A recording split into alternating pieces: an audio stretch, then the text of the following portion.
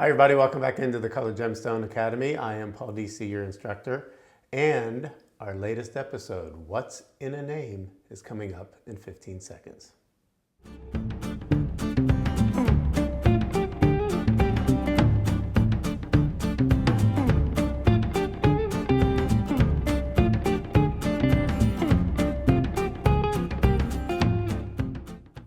Okay, welcome back into the Color Gemstone Academy. Glad you're here with me today. My name is Paul Deasy, your instructor. And as promised, I did get my hair cut after the last episode. See, it's definitely shorter. It'll be a lot easier to take care of too. All right, so this episode, well, how do I set this up? Do any of you have any pets?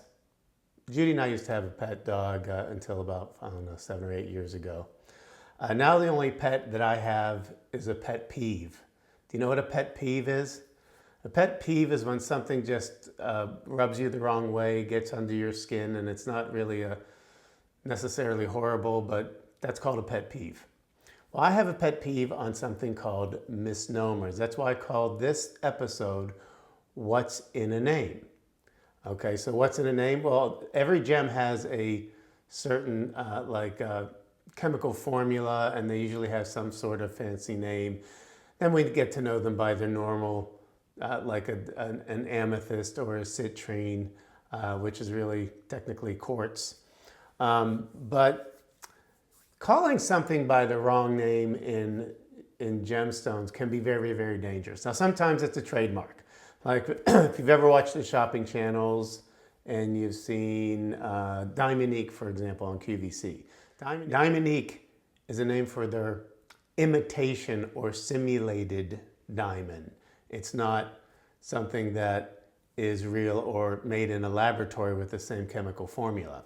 So sometimes people have these names and they can be cute, but sometimes if you're in the gemstone business or the jewelry industry, you're walking a fine line between something that's illegal when you call something that it isn't.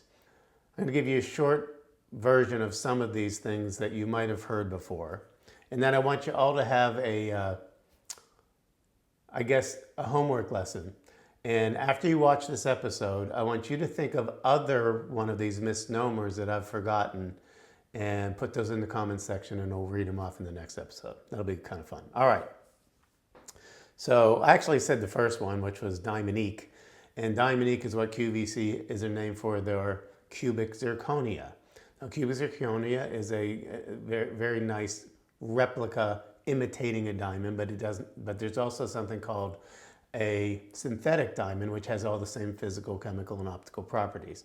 I'll have a link to a similar episode where I explain that process. But here are some more of my favorites that I'm going to go through. Now there's a beautiful gemstone that comes from Australia called chrysoprase, and it's a very fine, beautiful green gemstone that sometimes can imitate the look of a jade, like an imperial jade. So sometimes people will refer to this as the Australian imperial jade. Now, if you ever say that to somebody, you should follow that up with, but it's not jade, it's actually a chrysoprase, which is a form of microcrystalline quartz. Another favorite of mine. Back in the day, there was a beautiful mine in the region that is Bavaria that had some of the most beautiful red pyrope garnet in the world, and it became known as the Bohemian ruby. Now, if you call it Bohemian ruby, once again, you better follow that up with, but actually this is a very rare form and a beautiful form of garnet, because it would be illegal to trade that as a ruby. Green amethyst. I think I talk about this in one of my lessons, and I have nails coming down on a chalkboard where people will talk about green amethyst. There is no such thing as green amethyst. Quartz comes in a variety of colors. It can be purple, then it's called amethyst. It can be called green, then it's called praseolite. It can be yellow, and then it's called citrine.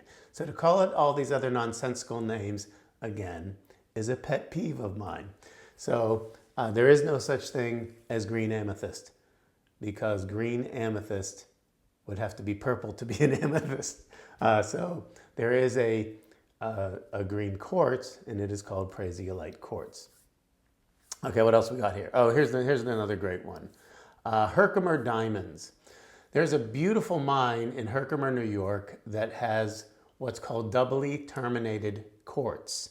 When you say doubly terminated quartz, you know, these pegmatites grow and one side seems to start in a big rough, and then it comes to a point.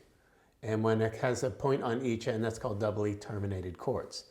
So if calling them Herkimer diamonds can be very misleading, and if somebody buys that thinking it's a diamond, you could get into a lot of trouble.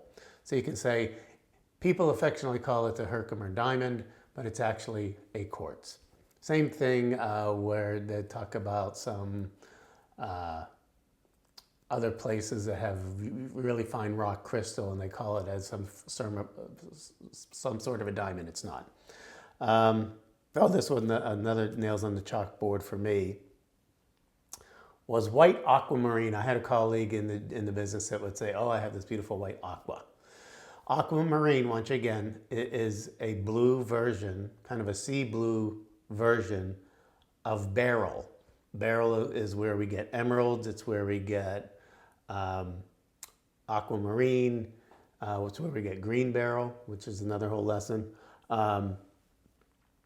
And morganite, things like that.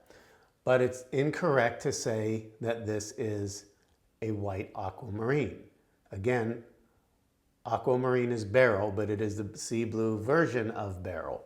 So what you call that is colorless beryl, or white beryl if you prefer that. Smoky topaz. This was another one that I used to love. When I started off my career in the late 1980s, 89, let's say, in the early 90s, a lot of people would have this beautiful kind of smoky gem and they called it smoky topaz. Well, it wasn't topaz at all, it was quartz. And if you sold it as smoky topaz, that would be illegal. So if anybody said, do you have any of that smoky topaz? I'll say no, but I have a beautiful smoky quartz coming up. Because again, my job is to give you the correct information. This one is not so much a misnomer, but moldavite. Now, moldavite was often, again, back in those late 80s, early 90s, marketed as a gem that came from outer space. And that's a little bit misleading even in that, but moldavite is actually just technically naturally occurring glass. So even though you're paying for something that's kind of interesting, and Moldau Valley in the Czech Republic is, I think, where most of this was found. It was created by an impact of a meteor that fell to Earth, which I guess that makes it a meteorite, and it hit the ground with such force and pressure, and it was big, and heat, that it actually, some of the sands that would have been where it landed fused into glass. And that green glass is what is moldavite. So no, it didn't really come from outer space. It was created by the impact on Earth. Apache tears, similar story. When I was looking at some of the turquoise mines in the Southwest, and we were in Nevada, I believe it was, and you could find these beautiful black, like perfectly formed gems on the ground. And that gem they call Apache tears. And Apache tears is really just a naturally occurring glass as well. So it's an obsidian, which is a volcanic glass that formed into these little gems that, were uncovered in the earth. So that would be called the Apache tears. Another one where a friend of mine came up with the name of this. His name is Larry. And he was selling a beautiful pink version of quartz on the shopping channels at that time. And he told this elaborate story of when he went to France and he saw this beautiful flower, rose, like a pink rose in a garden. And he decided to call this pink quartz Rose de France, and a very, very fancy sounding name. But again, you need to tell them Rose de France is basically a pink quartz. You can't sell it for something that it isn't. I already talked about the Diamondique from QVC. There are other simulated diamond out there, like I guess HSN has absolute diamonds, which are basically this cubic zirconia, and you need to disclose that that's what that is. Similarly, moissanite. Now, moissanite is a gem, and that is a gem that probably did have extraterrestrial origins, but don't call it a moissanite diamond. It is not a diamond. Now, it's a pretty rare gem in its own right, but you got to treat it and tell it like it is. That's why I say what's in a name. Indian jade. Now, there is, actually, I should have told you this from the very beginning. The whole reason that I got prompted onto my pet peeve is our last lesson where somebody was talking about their grossular garnet, and they talked about some parts of it is known or called, we call it Transvaal jade. What is Transvaal jade? It's not jade.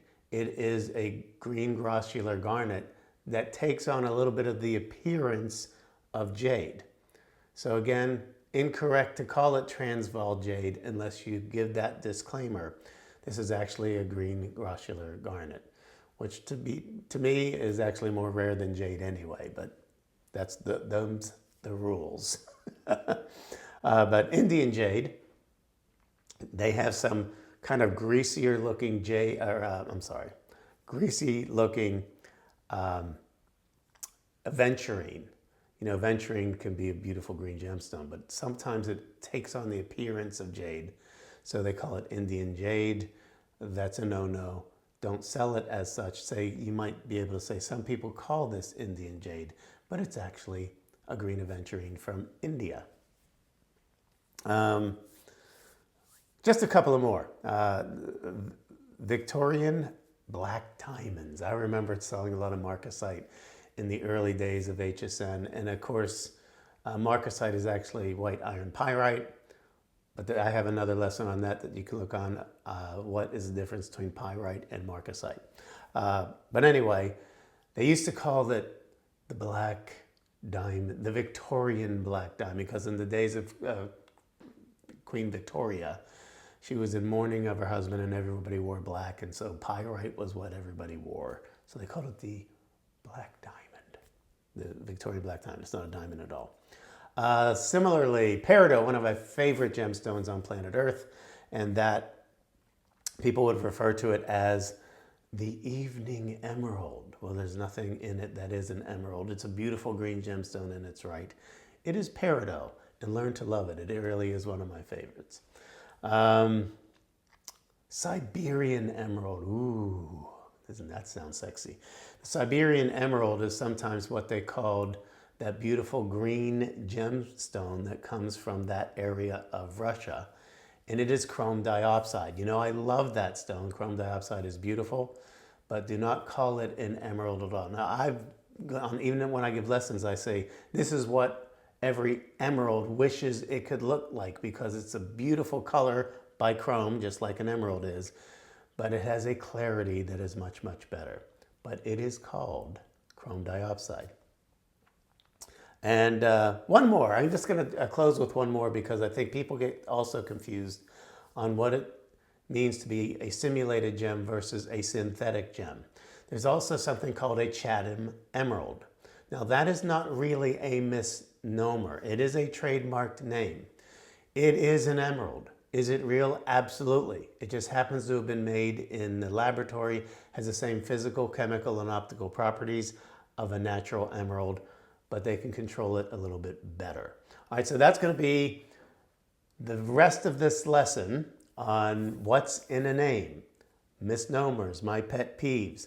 So give me some of yours in the comments below. Remember, if you've not yet subscribed, hit that subscriber button. I really do appreciate that. But then I've come up with some of your misnomers in a future lesson. Thank you so much, and we'll see you next time on the Colored Gemstone Academy.